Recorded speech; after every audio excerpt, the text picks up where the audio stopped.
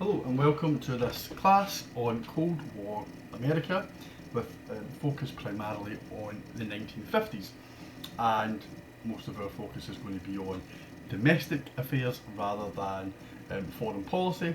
However, foreign policy will have to be discussed. In fact, that's what I'm going to begin with right now, a kind of brief overview of where the United States is in terms of its relationship to other countries, obviously its relationship with the Soviet Union, in the post-World War II period. So, what we're really talking about here is the development of a kind of political climate at home within the United States that is a product of America's kind of long-standing ideological battle with socialism and communism.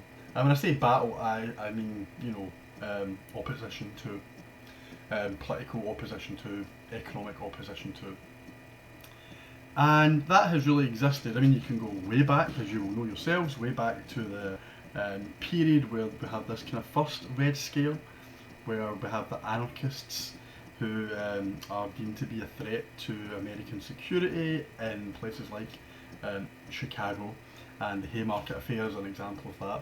And there's always been antipathy towards trade unions in the United States because of their often kind of opposition to business and to some extent capitalism, although not completely opposed to capitalism. And we kind of get the second Red Scare during World War One, when there is a sense of American patriotism really taking hold in an attempt to kind of motivate the country and get behind the troops as they went off to Europe to fight. And that really ends in 1919. We mentioned this briefly with the kind of Seattle strike of the International Workers of the World in 1919, which again maybe put fear into parts of the American government and the American nation that there was a radical socialist element out there who might be willing to take up arms. Really, the Seattle example was just a general strike for better wages and conditions. But there was also kind of the rounding up of so-called Reds in 1919 and 1920, and this was done by the FBI. The FBI are, to some extent, kind of formed to tackle kind of growing kind of crime in the kind of field of organised crime, and obviously that's something which happened during the 20s with bootlegging. But really they are set up first and foremost to deal with the threat of this new ideology that appears post-Russian Revolution, and therefore it's communism, socialism, which are the main target of the FBI. So there have been Red Scares in American history, and they periodically come and go. There are some who maybe even believe that the kind of early 1980s under Reagan was another example of an attack on the trade union movement and so on. But the 1950s is the one that really stands out, and there's even a name given to this period. It's often referred to as the McCarthy era, and this is obviously named after the Republican Senator Joseph McCarthy, who really went to town in his attempts to identify potential communist elements within the American government and across different walks of American life. And we'll come to McCarthy later on, but it should be noted that McCarthy is just one part of the story of American concern and fear of a Soviet infiltration. So relations with the Soviet Union are good during World War II, obviously, because they are both on the same side, America and the Soviets. They have a common enemy. That common enemy is Germany, and then in 1945 the Soviets try and assist and help the Americans defeat Japan. If anybody did get a chance to watch the Oliver Stone Untold History of the United States documentary that was in the final chapter of the World War II My City Online book, you'll see the beginnings almost of the kind of breaking up of this relationship between the Soviet Union and the United States. And it's because once the war is over, there is nothing that really binds them together. They had been ideological enemies before the war. This was maybe a marriage of convenience, as Roosevelt himself said, right? His willingness to work with Stalin to defeat Hitler was fine in his eyes. But what happens after World War II? Well, that's going to be a a problem for the United States. How can they keep this cordial set of relationships with the Soviet Union when they seem to be, polar opposites when it comes to economy and differing visions of what was democracy? So that is then the background, right? Obviously, the Soviet and US relations start to deteriorate. What is the impact of this at home? So we're going to look at a few different slides, the odd poster, a few sources that are going to try and paint a picture of the climate in 1950s America, late 1940s first of all, and then 1950s America, which were a kind of climate which was very much based around anti-communism, but anti-communism because there was a real, genuine fear at certain points in the American government, and this filters down to the American people, a real fear that maybe the Soviet Union could infiltrate the United States, steal some of its very important secrets, especially in relation to nuclear weapons. And how would the United States be infiltrated? Well, it would be infiltrated through Soviet spies, i.e. Americans who are communists, and therefore Americans who would be deemed to be traitors to their country. So the Cold War climate in America is one that you might be able to kind of strike up parallels with the end of World War One, right? So these are very much examples of anti-trade union activity and fear of maybe a kind of socialist party taking root, and maybe left-wing movements or organisations kind of starting to become popular with the American people. These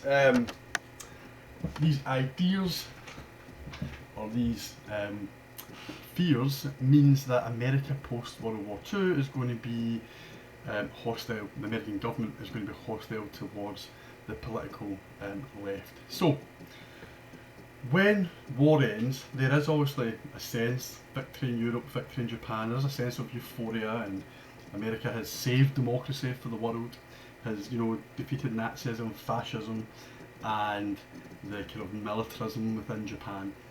And with this kind of post-war era, there's very much a desire to return to consumerism, production and consumerism, which had been lost in America really since the 30s, Depression, then war.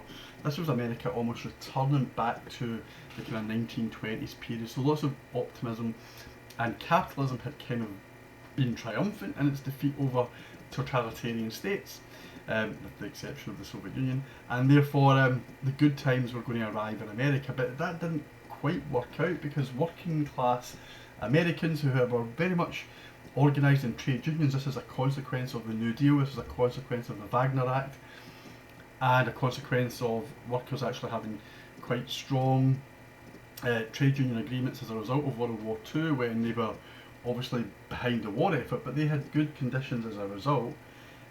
Here was the potential for conflict between labour and capital. And the president in the post-war period is no longer FDR because he dies. It's now Harry Truman. Truman was a Democrat, but he was a Democrat that was not as pragmatic as Roosevelt, and definitely one who was not as maybe willing to be sympathetic to the workers and ordinary people in the way that FDR had done. Truman is more of your kind of lower middle class American president from Missouri, whereas Roosevelt was your kind of elite New Yorker, and in this instance the elite New Yorker was more sympathetic to the workers than the slightly lower down the social class hierarchy that Truman was. Truman is influenced by some real kind of anti-communists, one guy called Jimmy Burns, another guy called James Forrestal, who are part of his cabinet. So this is still a democratic government, should be known.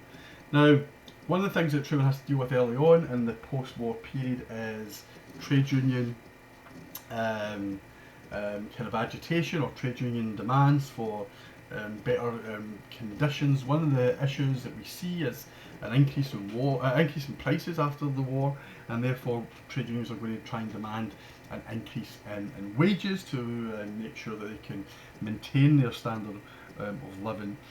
We get a lot of strikes. We get strikes in the automobile industry, within steel, coal manufacturing. 5 million strikers in the post-war year alone participated in over 4,500 stoppages.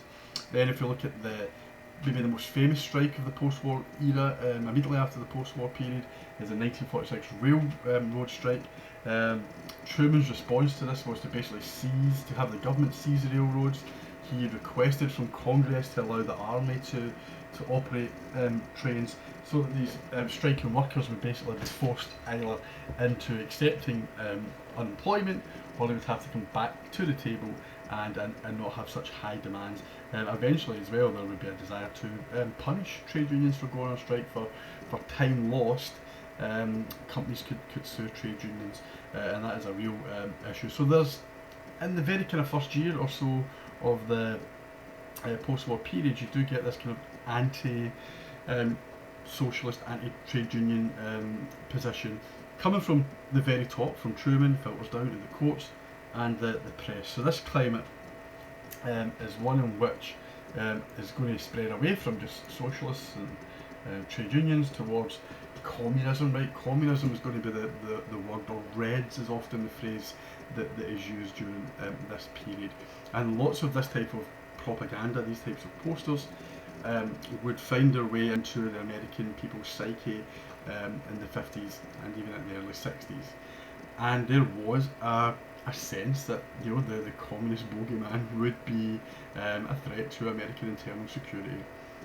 And we see this often in history, where there is a group who are defined and highlighted as a potential threat, and propaganda emerges to reaffirm that this group are a potential threat, and we get a little bit of a sense of panic and distress, and maybe even a little bit of a witch hunt that emerges. And the American communist was very much defined as that individual, or that group of individuals, who had to be viewed with great suspicion, and if required, they had to be arrested. So, anti-communism was obviously useful for those Americans who were pro-capitalist, right? Because here you could say, well, this is the American way of doing things. This cartoon, this image here shows that, well, here's two workers outside of a factory. If America had been allowed to flourish as a capitalist country, then workers wouldn't have to be concerned about factories being closed down. I'm not quite sure why a socialist country would have factories closed, right? There's no real reason for that, but obviously the accusation here is, if this was if all countries were capitalist countries, then there would be no job losses, factories wouldn't close, because we know that capitalism never shuts down factories and makes workers unemployed. So this is the third Red Scare, and we get an example of it. Now, some of the evidence I'm going to present you, right, this first example, will be evidence where you might think, well, it's understandable why the American government, why the American people may have been fearful. So this is not, I don't want to give the impression here that the Soviet Union are not trying to undermine American democracy or American capitalism and American way of life.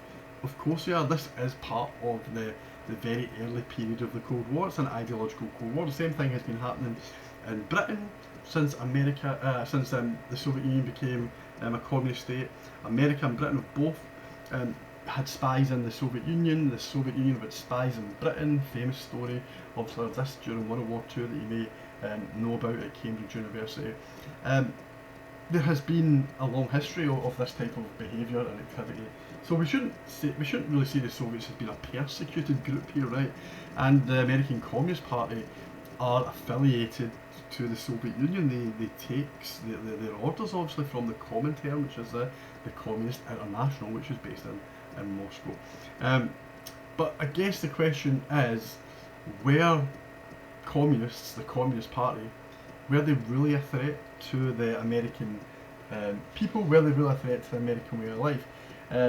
You can decide for yourself, but I think if you were to put your shoes in, or put your feet in the shoes of the American government, you might understand why some people in the USA and presidents might be fearful of a kind of Soviet infiltration. This is an ideological battle. So there is a kind of climate which emerges in the 40s and carries on in the 50s. And one example that I was about to mention was the Amerasia scandal of 1946. And the Amerasia scandal, 1945 into 46, was the first instance really of a kind of perceived attack on the American government, or potentially an attack on the American government and the American system from leftists or communists. And what happens, and you can read this in the little source that I've attached in your own time, but the Amerasia affair, I guess, is referred to as this kind of first public drama featuring charges against American citizens who had possibly spied for the Communist Party, who would then pass on messages back to the Soviet Union. And it's the OSS, right, or the Office for Strategic Services, which is the forerunner to the CIA, who investigated this this alleged claim that the Amerasia magazine, which was a kind of pro-Eastern part of the world, Soviet Union, China, that this magazine had passed on illegal documents, classified documents that it had actually stolen from the State Department, and had passed them on maybe to foreign sources. Now, the reason why not all of the individuals who worked for this Amerasia, this kind of pro-communist magazine, why they weren't actually indicted and tried, is because there was no evidence that they had passed the stolen documents that were found in their offices. They hadn't actually been passed on to a foreign power. And the reason why some of the individuals are not prosecuted is because the CIA and then the FBI illegally wiretapped their homes, and the American government doesn't really want that to be known at this point in 45 and 46, that there is a kind of threat to American kind of security and privacy.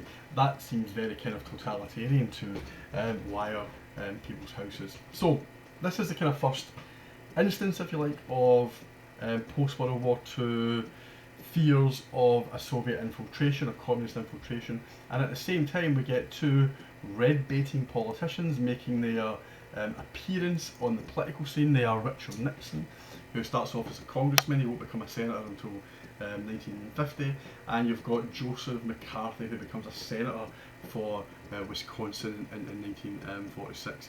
And these two individuals are symptomatic of the way the country is going, and they are Republicans, so it's maybe symptomatic of how the Republican Party are kind of viewing the way that the American foreign relations are kind of evolving at this point. Both Nixon and McCarthy accuse the Truman Democratic government, and Truman is in power obviously right through until 1952.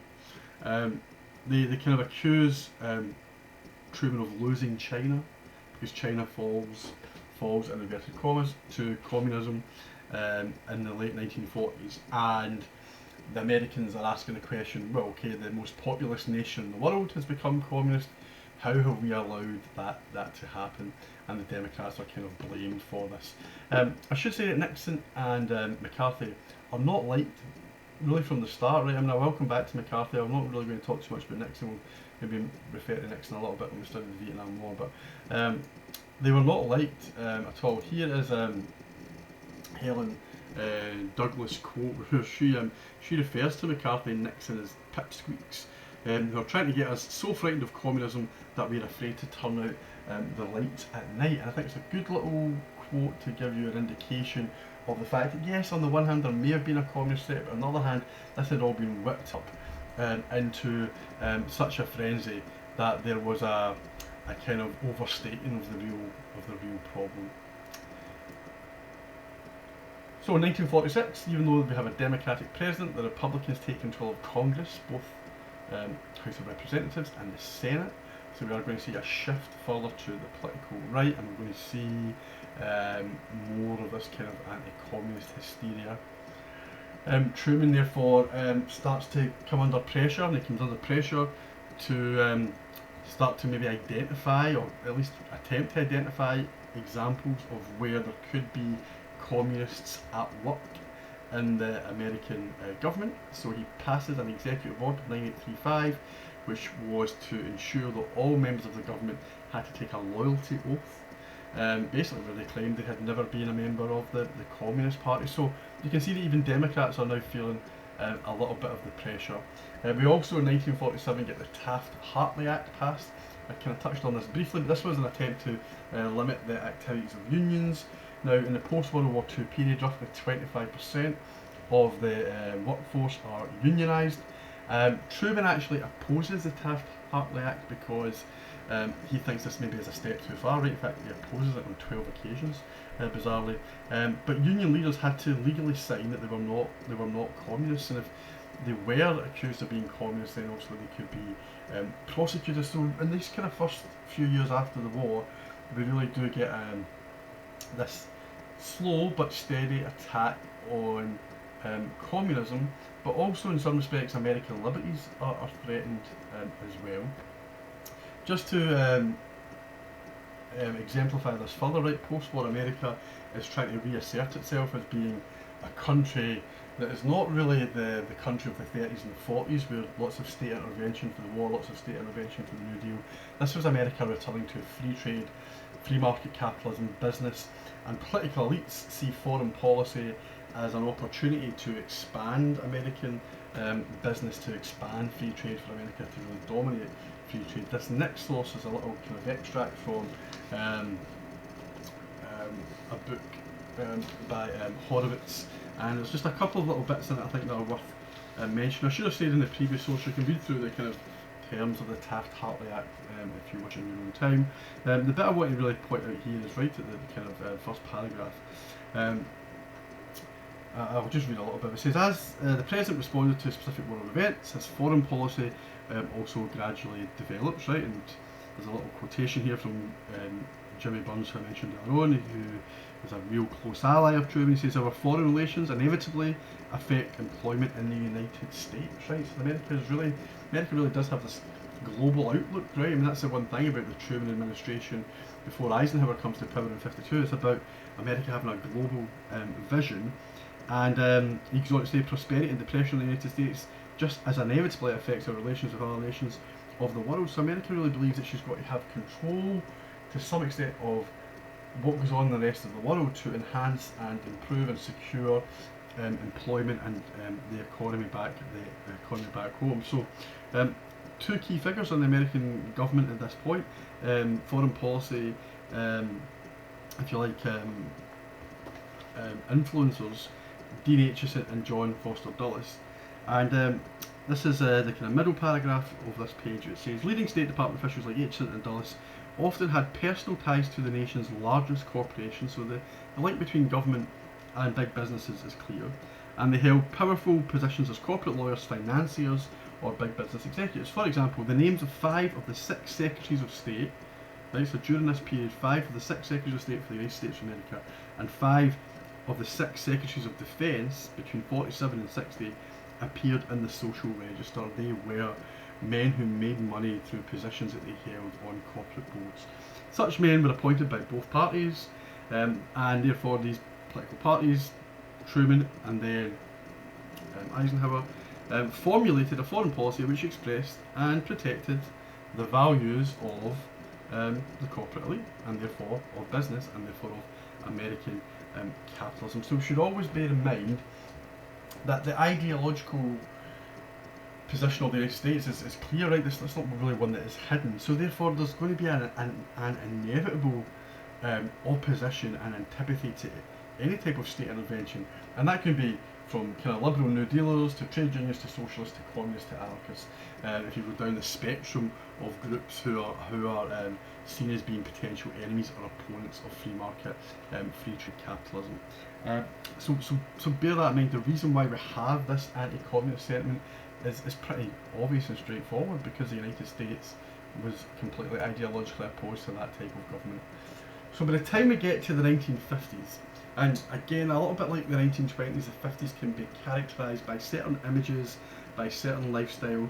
The 50s is seen as being good times in America, golden era, capitalist economy is thriving, race relations are yet to explode, America is very much defined by the kind of conventional white middle class family, possibly living in the suburbs with access to car, automobile, and all of the kind of other consumer goods that you would imagine.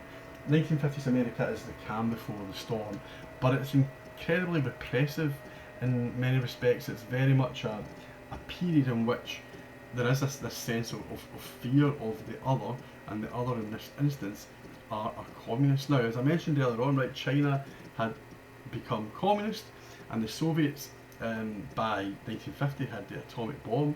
I think they really had it by 49, and therefore Americans become a little bit more disconcerted about where they're at. The FBI start to play a really crucial role in targeting potential communist threats in the United States.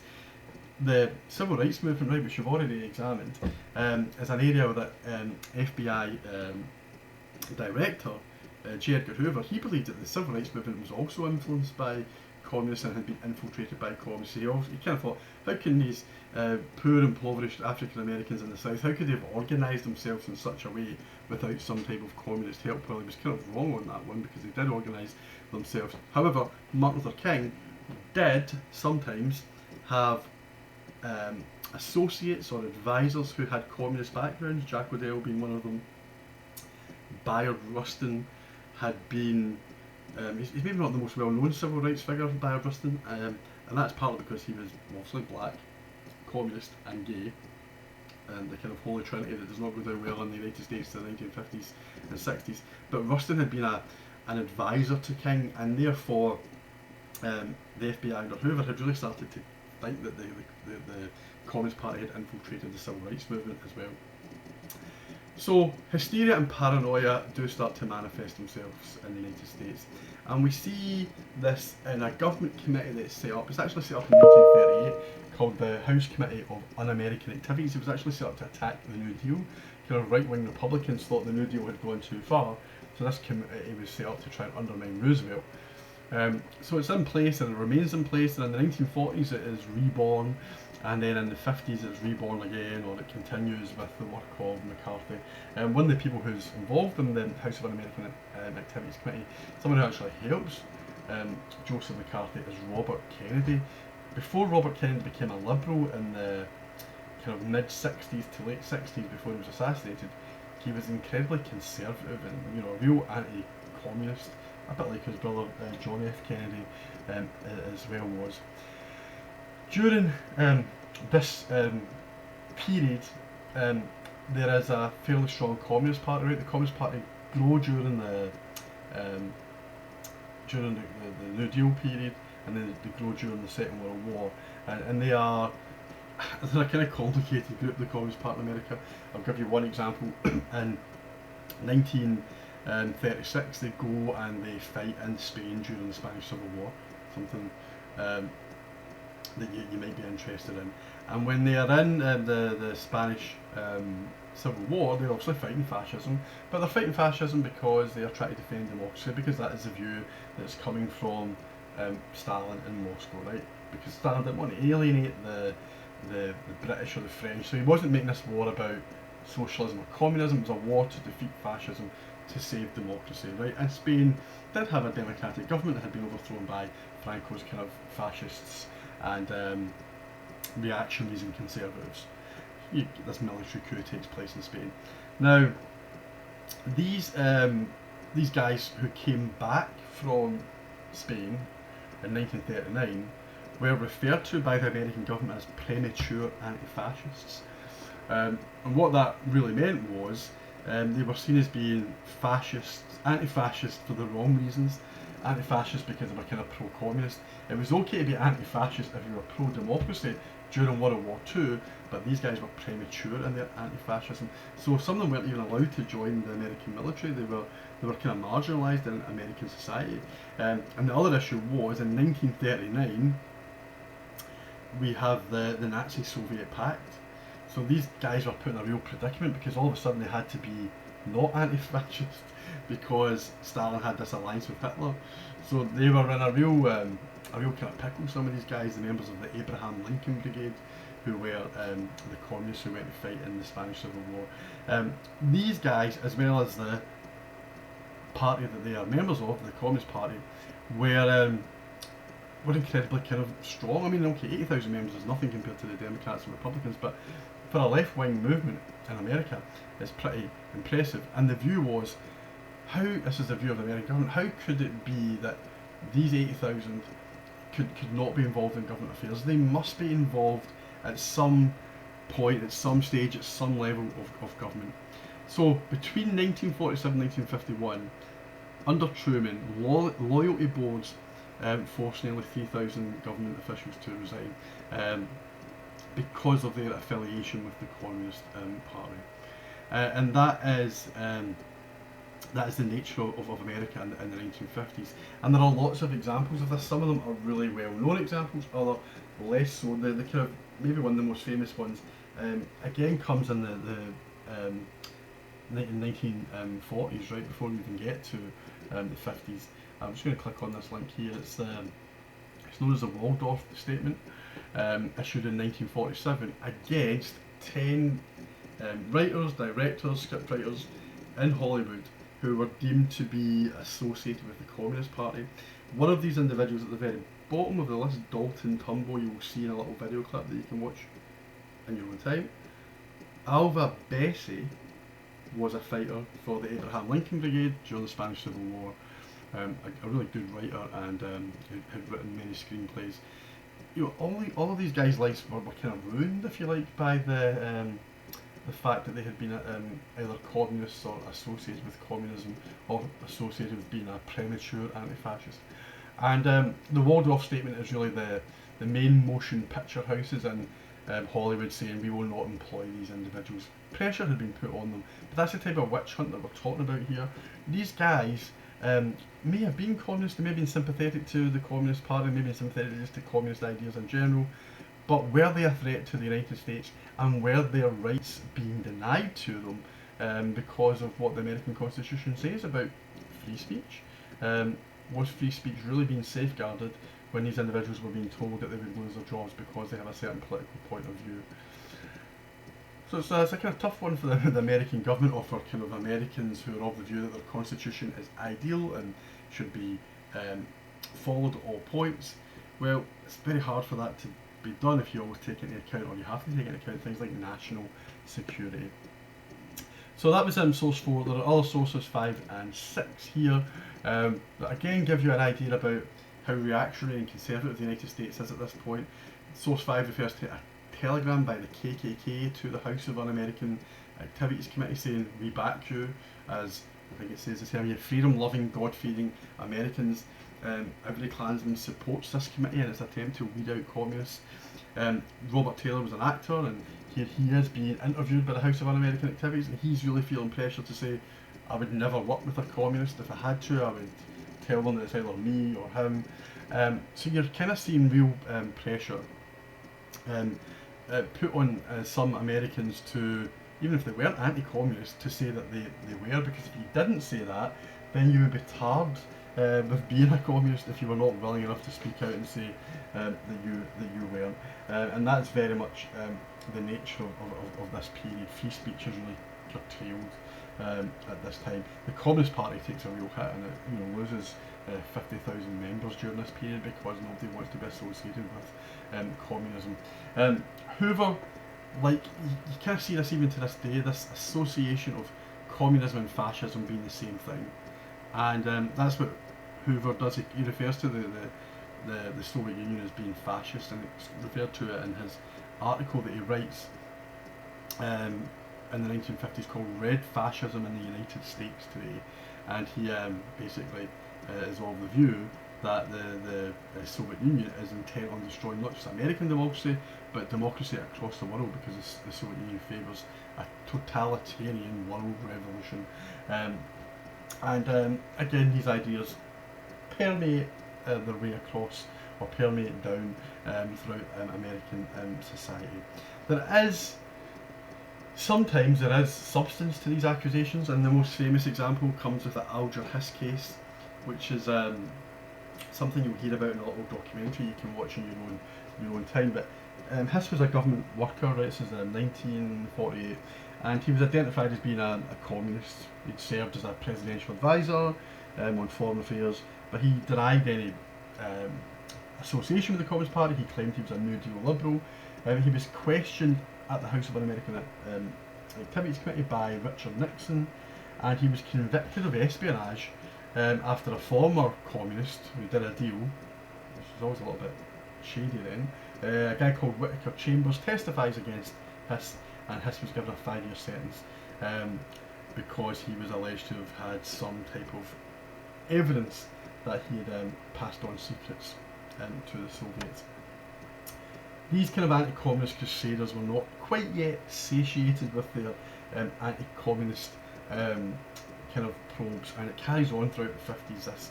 It does diminish in the 60s. The civil rights movement obviously takes hold, and then by the time we get to the mid 60s, early 70s, there's a real kind of backlash against American Cold War policy because of Vietnam. Although the American population, as we will see, do still support the Vietnam War for a long time before things start to get really wrong. So we still see in the 1950s a real anti-communist kind of agenda. There's a really obvious example, the example of the Rosenbergs, who were convicted of again passing on secrets to the Soviets. They're executed in what is quite a high profile case. We'll see this in a little video clip later. But then we have what we call McCarthyism, the name that often goes with this era, with this period, named after Joe McCarthy or Joseph McCarthy, Republican senator. Now, based on everything that we've looked at so far, McCarthy isn't really part of the story. In fact, there is a historian by the name of Arthur Herman, right? You can read his work if you wish. And Herman has tried to rehabilitate McCarthy, which is a very dangerous thing to do in some respects, because he's seen as kind of being a definition of evil in America, right? When somebody says McCarthyism, their minds often go to a certain type of perspective, right? McCarthyism symbolises an attack on freedom, an attack on liberties. It suggests a witch hunt, right? So McCarthyism is really about a style than it is more than anything else, right? If somebody talks about McCarthyism, they're really suggesting there's a witch hunt out. McCarthy, and by the way, a witch hunt with very little evidence to support the claims, right? Because that's what McCarthy does.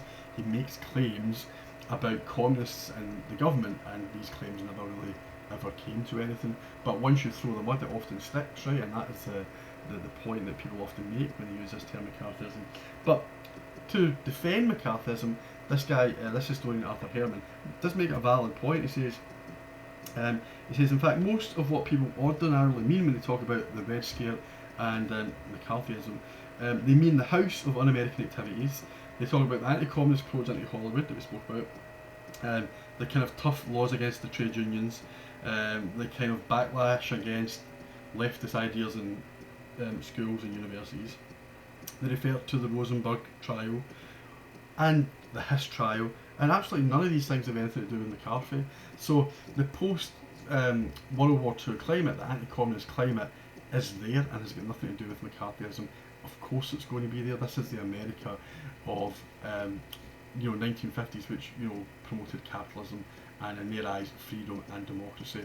And therefore, if McCarthy didn't exist, these ideas would still come along. What McCarthy has become is a convenient scapegoat, even for some liberals, pro-capitalist liberals during this period, who accepted a lot of this kind of witch hunt against the not just the Communist Party, but anybody on the left. And we're also talking about dreadful treatment of homosexuals in America at this point, who were also labelled, and what when labelled as being potential threats to the nation. One of the things that the government would do was they wouldn't even hire people who were gay, because of the fear that these individuals could be more likely be a target for extortion, and they might give away secrets as a result if they're not keen on being open about their sexuality. So it's a real period of conservatism in the United States, and it starts off with communists, but then spreads to other sections of the population, including people who are clearly not communists. Now, The historian Herman, as I say, tries to rehabilitate McCarthy, and you can read his work in your own time, and you can read about McCarthy in your own time. Here's a little video clip that I spoke about that you might want to watch, and you see McCarthy in it. McCarthy does have a little bit of a hold over Truman and Eisenhower as presidents, because they're kind of fearful of, gosh, if I use this term, McCarthy's base.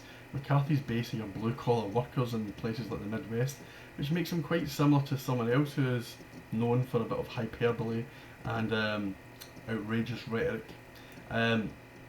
So McCarthy, or McCarthyism, is a style as much as it is about content. Yes, he was anti-communist, but he was anti-communist in a particular way. I've put up here a little link to a podcast, which is quite useful. It tells you a little bit about McCarthy, and focuses on, again, the point that I've just made, that anti-Soviet views are more than just Joseph McCarthy, and maybe the fact that it's kind of been boiled down to McCarthy or McCarthyism detracts from the true reality of what America was like during this period. There is a little kind of potted biography of McCarthy at the start of it, before it kind of gets into his politics and what he does, and his attempts to kind of point the finger at potential communists who are never communists. He's given quite a good kind of background account from the guy in this podcast, and that might be true, right? His early life, he was quite a popular guy, right? He was very hard working, considering he came from quite lowly background, and he kind of made his way up the social hierarchy fairly quickly. He, however, once he becomes a senator, he's not particularly well liked in McCarthy. He was known actually as the Pepsi Cola Kid for a while when he first came to to the Senate, because he received a $20,000 loan from the company. He wasn't very good with money, McCarthy. He also lost a little bit of kind of credibility because in the post-war period, he was kind of accused of being pro-Nazi, because in the 1944 Malmedy massacre in Belgium, 84 American soldiers basically were killed by the SS, and the SS also were going to be executed for this. And McCarthy believed that these SS men shouldn't be executed, that their death sentences should be commuted, because there may have been torture used in gaining information from them. Now, at the end of a war where the Nazis have committed so many atrocities, that's a fairly brave position that McCarthy kind of takes. In 1946, he was voted America's worst senator. I think that was an award. But he was voted America's worst senator right at the start of his career as a senator. So he kind of has to rehabilitate himself, and that might be one of the reasons as to why he embarks upon this anti-communist crusade.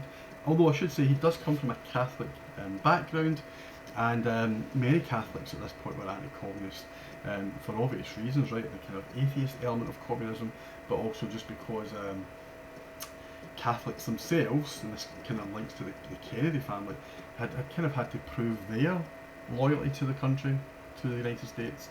They'd often been accused of being more likely to be loyal to the Vatican, and therefore there was always a sense of proving yourself. So one way you could prove yourself was to be a real patriot. Incidentally, the McCarthy family and the Kennedy family, although very different in terms of social background, they were quite close, and in fact John F. Kennedy and McCarthy were, I guess you could call them, friends. And although McCarthy is one of the most kind of hated men in American history, and Kennedy is kind of the opposite, they were actually quite alike. And they had kind of relations. I think McCarthy was the godfather of one of Kennedy's kids. Here are very quickly some quotes about McCarthy, and again they all focus more on his character more than anything else, and you can read through these in your own time. And then we get to the kind of information that is really of interest to you, is what happens to McCarthy. What is it that he does that will eventually make his name synonymous with a certain style, a certain way of targeting individuals? So you can read through this information in your own time, but what I really want you to do is go back and listen to the podcast, which kind of gives you a really good account of McCarthy's actions and behaviours. And then on My City, there's quite a good little, just a very short activity where you can really see the impact that McCarthy has. He eventually is denounced by the Senate. He's denounced by the military. He starts to accuse the military of maybe being communist, pro-communist, and that's the beginning of his downfall. And he kind of descends into alcoholism and dies not long after he'd been kind of silenced by the Senate. So, final bullet point: was America's problem with McCarthy the content, or was it his style? I don't think it was the content, I think it was more the style. So, eventually censured in 1954, and that was the end of McCarthy, but not the end of McCarthyism. Okay, a lot of information there. When you go away and listen to the podcast, and therefore that is all for now. Thank you.